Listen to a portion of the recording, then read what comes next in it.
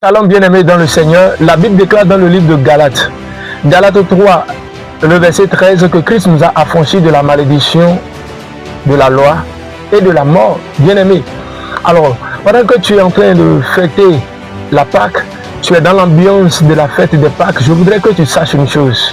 La Pâque que tu fêtes signifie que Christ nous a donné la victoire, la libération. Et la première des choses que tu dois comprendre, c'est la libération sur le péché. Le péché n'a plus de pouvoir sur celui qui est un enfant de Dieu.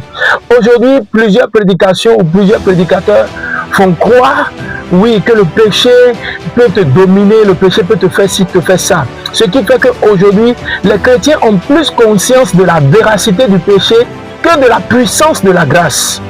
Alléluia. Toi, tu es pécheur, mais quelqu'un a pris tes péchés, il est venu te remplacer. C'est la grâce qui fait ça. Pour te donner maintenant la capacité de vivre une vie que tu ne pouvais pas vivre. Alléluia.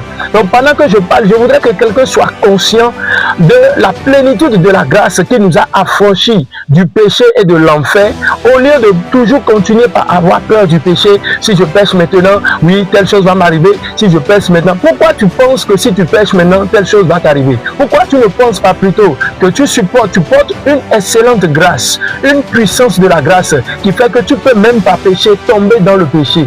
Oui, c'est ça que nous devons croire en tant que péché, en tant qu'enfant de Dieu. Le péché n'a plus de pouvoir sur toi.